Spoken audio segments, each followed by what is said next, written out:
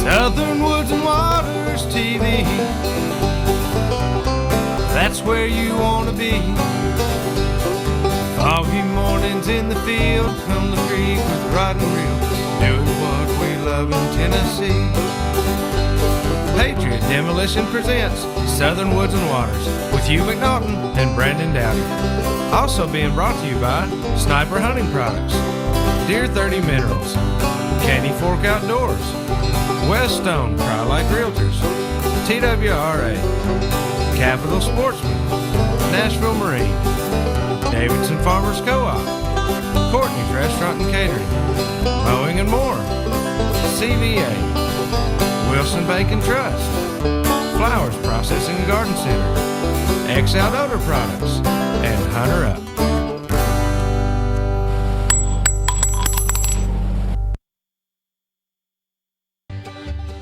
Welcome everybody to this week's edition of Southern Woods and Waters. I'm joined here tonight with Mr. Anthony Landry, and he's been with me the last few weeks, and I tell you, you'll recognize this fellow over here. He's kind of been out of the game for a little while. We're super excited to have him back, but we've got Mr. Randall Haley on here with us again tonight. And guys, we're just going to have a lot of talk tonight, different subjects, but of course we've got this velvet deer hunt. It starts tomorrow morning. Big day, big weekend. So a lot of guys are mighty excited about the hunt coming up, and we're going to try to discuss a few of our little personal tips and tactics. And here in just a little while, we'll be opening up the phone lines for you, and you guys can call in and give us your little notes that you may have, or any kind of recommendations you have for the hunt. And also tonight, we're running right now live on our Facebook page. So we're going to have a lot of folks be able to come in here live and ask questions and be interactive that way, and do something a little different. So that's first time for that. It's the first time we've ever done that, and I think it's going to be a big deal. You know, a lot of people can interact with us that way a little better. Send us, don't be afraid to send us a question or a message or something, and we'll try to cover it tonight. We're going to try to get a lot of information covered. So we got a phone right here. If you want to put some questions on the Southern Woods and Water Facebook page, put them on there. Put them on. We'll try to check them out. We'll try to get them answered for you. I tell you, let's just dive right into it, Anthony. I mean, tomorrow morning you're going to be in a deer stand. I'm getting home tonight. If I can sleep, I'm going to try to go to sleep. But I'll be up. I'll be in one of my deer houses. Cause I had a new good 8-point buck show up 2 weeks ago, and if he steps out in the morning, I'll be showing him to you. I'll send you a picture of him. He'll be in trouble. Huh? You'll be -1 tag. That's right. I sure will.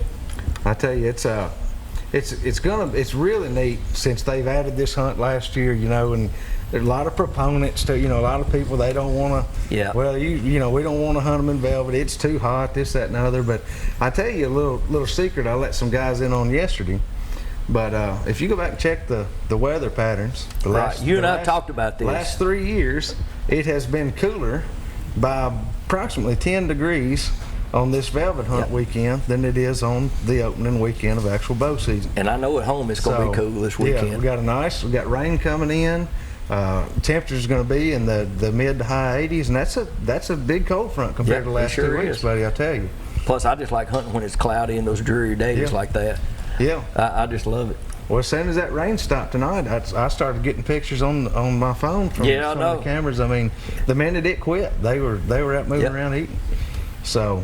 But so tell me about this. In the morning, what's your strategy going to be? I mean, are you going to be hunting a food source, a travel area? I hadn't got the food source ready. I just sprayed it. The ground is dead. But of course, I'm in a county where we can't put out minerals. But I've got 3 mineral licks around this one food plot, and it holds water.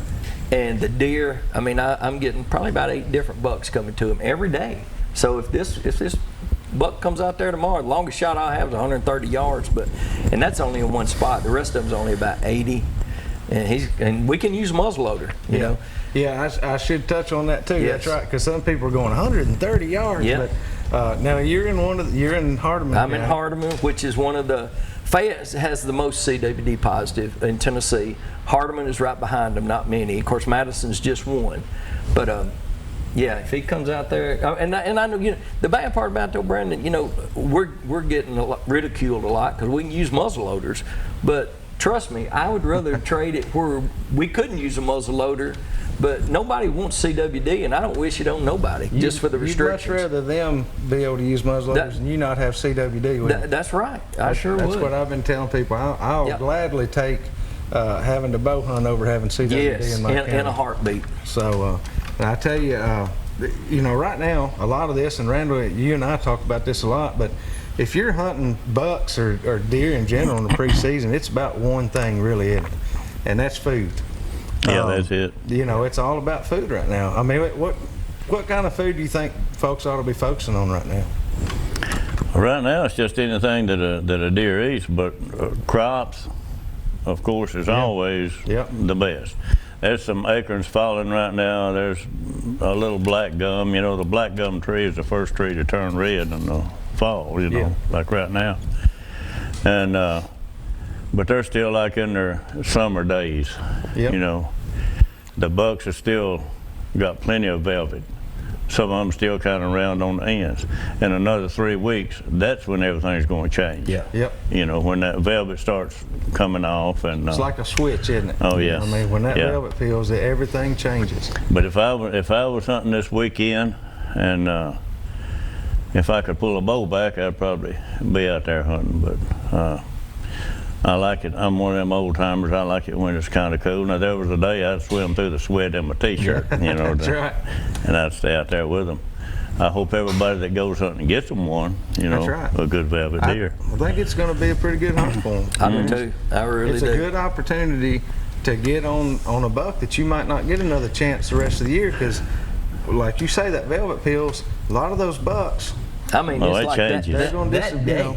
It changes. Oh yeah. And about the 10th of September, middle of September, the velvet, the biggest part of them, is at least red and bloody. Whether it's gone or not, but they don't. Just like everything else that wildlife do, they don't all do it the same minute. But right now, if I was going hunting in the morning, I would be on the edge of a cornfield or a bean field, wherever I've been seeing them all summer long. That's where I'd be. That's what's so neat about it is, when you're going in at the end of September, and we were hunting deer that we had patterned all summer, well, they're not patterned anymore. No. By the end of September, that's a different ball game. Well, on this hunt, they're patterned. So if you've got them coming in on a pattern, you haven't done anything to change that pattern, they're most likely going to be standing there tomorrow just where they've been the last. They sure are. If you hadn't scared them out, they're going to be right there. And you got some people that's got them patterned for the morning time. I know you said you were waiting on yours in the afternoon. That's an issue for one of my big deer. Is one of the deer I've been waiting to show up. He has showed up, but he keeps coming through there every morning, 6:45 in the morning, and where he's bedding, you can't get to him. I mean, I don't care if I go there at 3:30 in the morning and set up, I'm going to bust him out of there trying to get that spot. So that's where patience is key. I'm an evening hunter. Yeah, I am especially too, especially right now. bow season. Especially around a food plot, or a crop. I'm going to be there in the evening. That way I can sneak in there at 12, 1 o'clock or 2 o'clock or whatever. And waiting on him. And not scare him, and he'll wake up thinking he's still got it all this stuff. That's right. Guys, we're going to go over and do this week's wild game forecast. It's being sponsored by the great folks at Wilson Bacon Trust. They have got so many things going on right now. We're still enjoying the Wilson County Fair. I've been just about every night over the last week. They do a lot of different programs out there at the fair, and I want to go ahead and start telling y'all right now that on September the 14th, they sponsor one of the greatest philanthropies I personally know of, and that's called Sherry's Run. And Sherry's Run's held right there in Wilson County in Lebanon, and just want to thank them for everything that they do, and we'll keep you guys updated on Sherry's Run as we get closer to it. We've already hit on a little bit, but with the forecast right now, as far as your deer hunting goes, the deer they're out feeding every evening. We saw a few this evening, not quite as many as we did last week because we were driving in the rain. But I bet you had we come through some of them fields right after that rain stopped, it'd have been a different story, when we were coming through there. But when you're on these rain fronts like we are right now in the early season, as soon as that rain stops, just the minute it stops, you want to be sitting there waiting on them. And they're still in their antler growth period. It's just about over with right now as far as the growing, like Randall hit on earlier. And they'll become just regular old deer here in a few weeks. They'll go into their regular patterns, and those bucks will start breaking up out of those groups before we know it. And I'll tell you, I'm looking forward to some cooler temperatures. I'll tell you that much. You know, we got some bucks, Brandon, down there that, you know, it's not quite a point at the end, but it's not far from there. it. Yeah. But we got some, you know, that's still bulbed out, you know. Them old eye guards are pointed. Oh yeah, well they're always the first ones really to come out.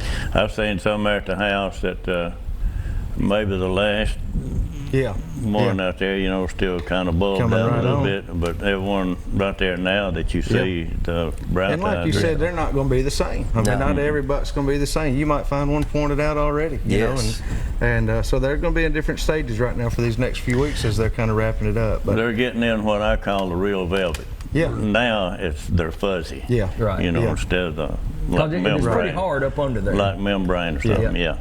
Guys, I tell you what, I want to remind y'all to follow us on Facebook. Got a giveaway going on right now on Facebook with a trail cam photo contest. A lot of you already know about that. We're going to be showing some of those photos here in just a little while, some of the pics that we pulled out this week from them. And I tell you, we've had some wonderful photos coming in. Follow us there. We're going to tell you a little bit more about this lifetime license giveaway that's going to be associated with the Brad Deming Memorial Bicycle Fund. Yeah. That's also going to be through Facebook and right here on the show. So be sure to follow us. We'll be right back here in just a minute with this week's Pictures of the Week and some more Southern Woods and Waters.